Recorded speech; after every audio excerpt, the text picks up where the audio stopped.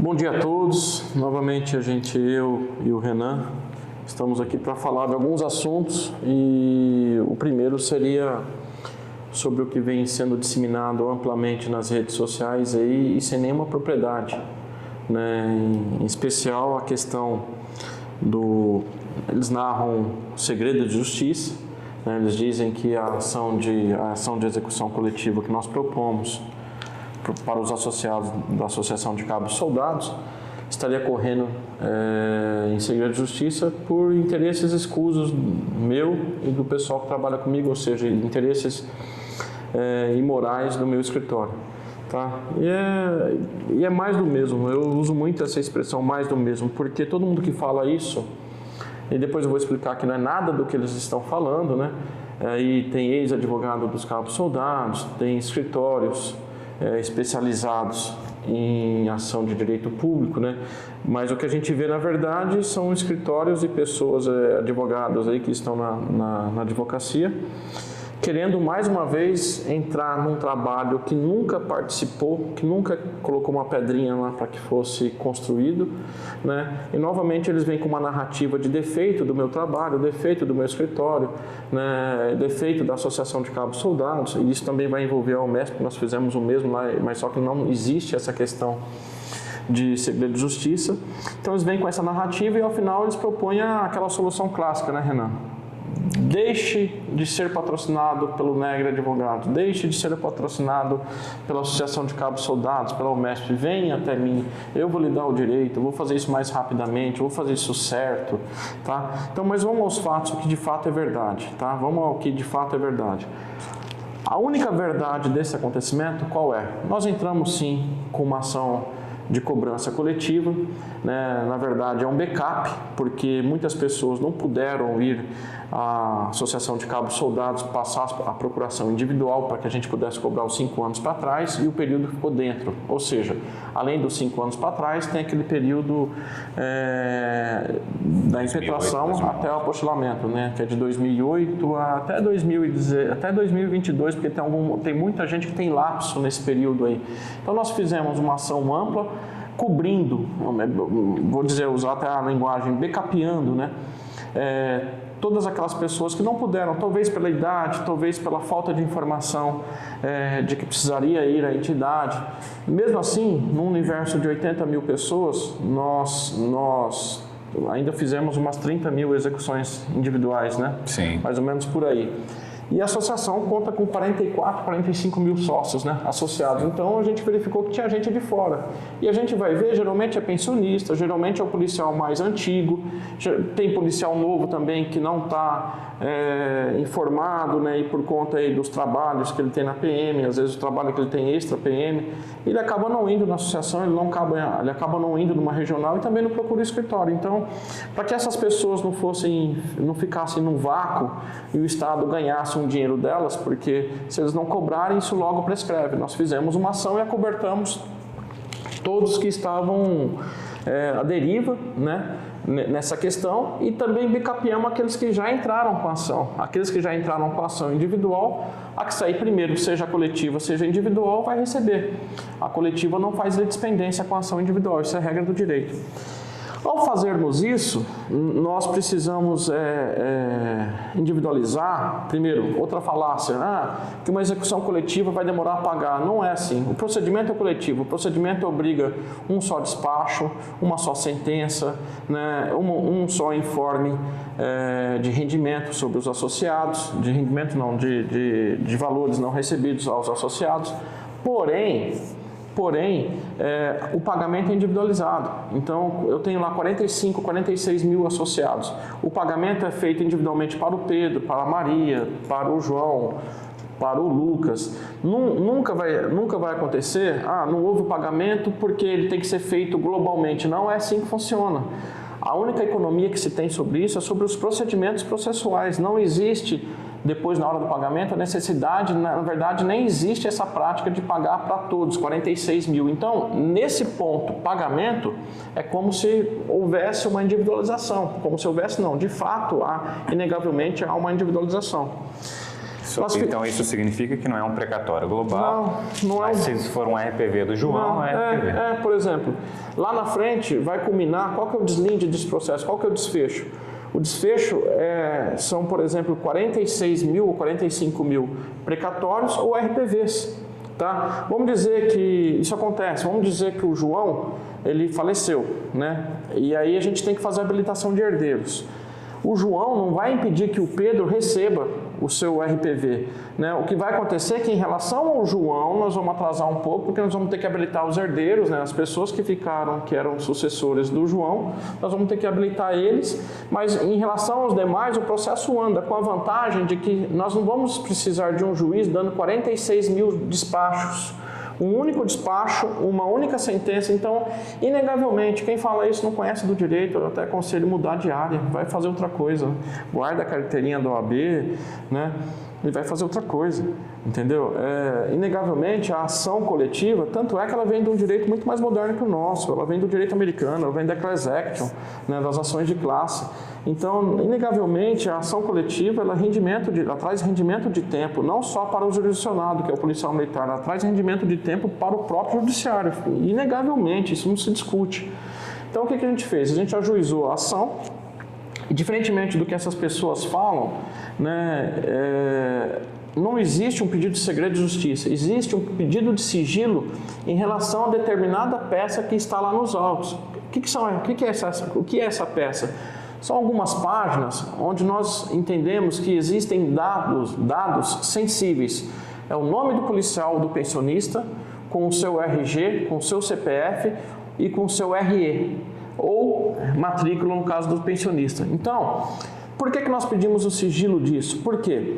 Veja bem, um processo só permite com que dois universos que a gente, eu prefiro hostilizar, né? Até por uma lógica, se eu não hostilizasse, eu não seria digno da confiança do policial. Primeiro, o golpista, aquele que liga para o policial militar, geralmente pensionista ou geralmente policiais militares mais antigos, com mais idade, eles são acionados por esses golpistas dizendo o seguinte: eles pegam um papel lá, fazem um PDF, colocam o timbre do Tribunal de Justiça, aí usam o nome lá Lucas Negri, a gente viu esses dias, né? Pedro Negri, João Negri, para falar que é do meu escritório. Aí eles ligam lá e falam assim: ó, o Pedro, ô João, estou vendo aqui, ó, no processo tal, seu RG tal, CPF tal, RE tal. Então, vamos dizer assim, a gente estaria fornecendo para essas pessoas dados sensíveis para ele, vamos dizer assim, tornar a história dele mais convincente, né? E aí ele vem para você e faz o seguinte: fala, eu tenho um alvará aqui para aquela velha máxima de eu tenho um alvará aqui e para liberar isso você precisa depositar tanto na minha conta, tá? Então, para que eu vou dispor num único processo, né? E outra, esse processo todo mundo sabe que é vitorioso, ele não precisa nem garimpar, porque a dificuldade desses golpistas é achar um processo vitorioso em meio a milhares de processos que correm na Fazenda Pública do Estado de São Paulo, né? Agora, esse processo, publicamente, ele é vitorioso, então bastaria ir lá nele e ter 45 mil nomes para poder pegar os dados sensíveis e, vamos dizer assim, engrandecer, enriquecer a história dele para chegar em você, policial militar ou pensionista, e pedir o seguinte: olha, faz um pagamento aí que a gente já está liberando o seu precatório. Isso é um golpe que acontece todo dia. Quando não é efetivado, pelo menos eles tentam fazer isso todo dia. Tá? E o outro também, vamos dizer assim, hospedeiro, né, são os compradores de precatórios. Né? É uma atividade lícita nesse país, né? Mas no meu entender é polêmica, porque a pessoa te liga com aquela velha ladainha dizendo o seguinte: olha, isso aqui vai demorar anos e anos para receber, estão pagando precatório de 98. Não estão pagando precatório de 98, já avançou em muito. Tá? Já avançou em muito. Nós temos aqui o Renan está à frente praticamente só das execuções, né, Renan? E nós temos aí um prazo médio de 3 anos, né? Você me disse, né? Isso é importante até destacar, porque as pessoas criticam essa fala de que paga em 3 anos, mas esses precatórios derivados de valores não pagos para os policiais militares são precatórios alimentares, é uma fila separada dos precatórios ordinários.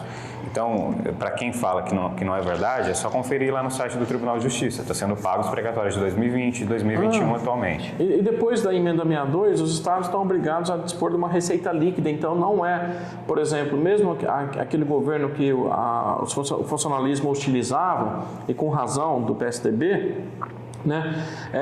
Não era discricionário do governo decidir se vai pagar ou não precatório. Ele é obrigado a dispor de um valor fixo para pagar precatório.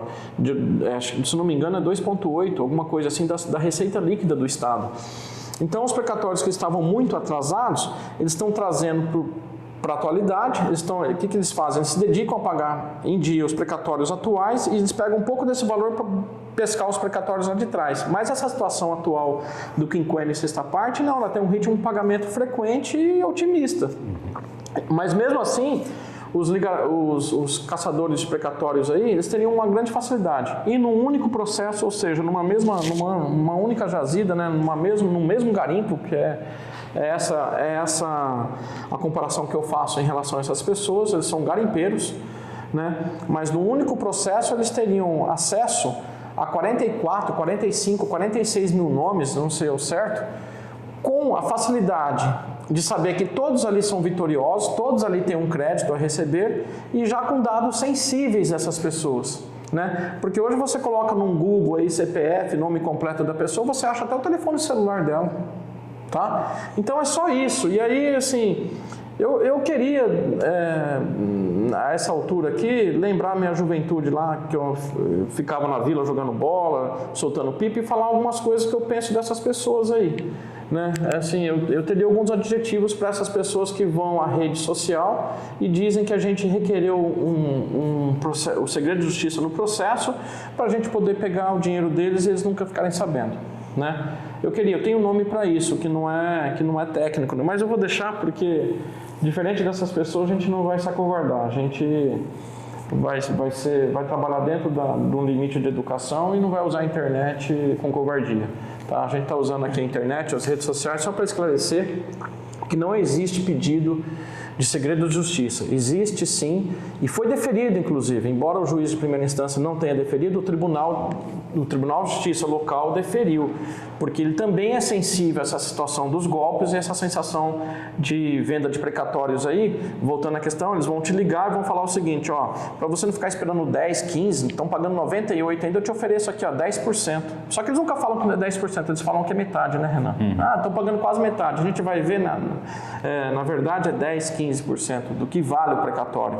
Então a gente não quer expor, não adianta a gente entrar com a ação, ganhar a ação depois de anos e só facilitar a vida daquele que não fez o que o servidor militar fez, que é trabalhar, que é ser enganado pelo Estado, depois poder receber aquilo que foi enganado e acabar nas mãos de quem quer comprar um precatório ou de quem quer dar um golpe aí. Então, nós fizemos com a melhor boa intenção.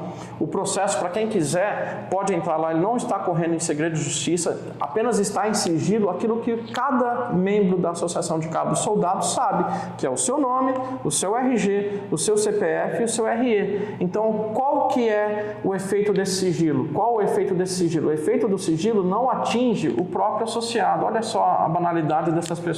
Olha só como essas pessoas não foram minimamente inteligentes em criticar o nosso trabalho. Né? O resultado desse sigilo, ele atinge somente as pessoas mal intencionadas. Tá? Porque o que está em sigilo é justamente o que o policial está cansado de saber. Seu nome completo, quem não sabe o seu nome completo, seu RG, seu CPF, seu RE e seu RE. Tá? Então não existe isso, é falácia.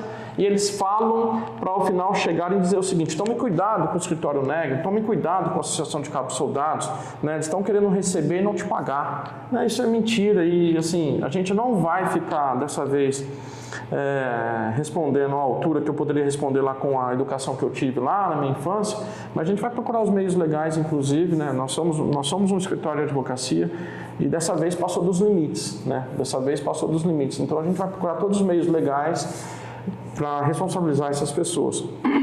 E só para lembrar, Assim como a gente fala que nunca dê dinheiro para receber dinheiro, né, Marcos? A gente fez aquela campanha sobre os golpes de precatório, né? Nessas questões que todo dia nos toca aí nas redes sociais, nós já entendemos o comportamento.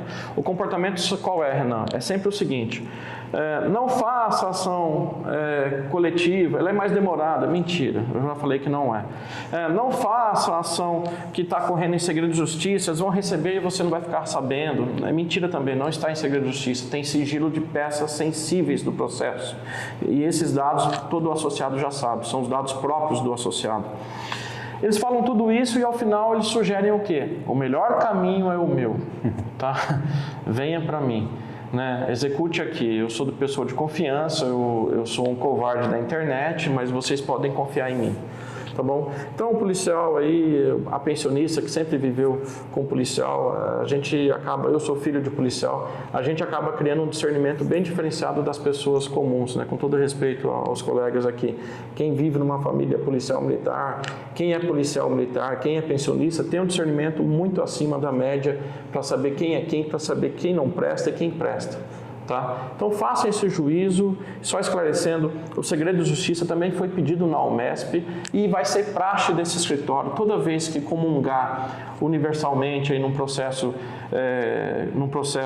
que é público, que todo mundo pode entrar no seu computador lá e saber de tudo, toda vez que a gente comungar esses dados, as peças sensíveis serão pedidas, sobre as peças sensíveis serão pedidos sigilo, porque a gente quer guardar o policial militar e o pensionista, só isso. O resto é tudo falácia de gente que não tem educação, de gente que não tem o mínimo respeito pela classe policial militar, tá bom? E assim, antevendo aí, boa Páscoa para todos.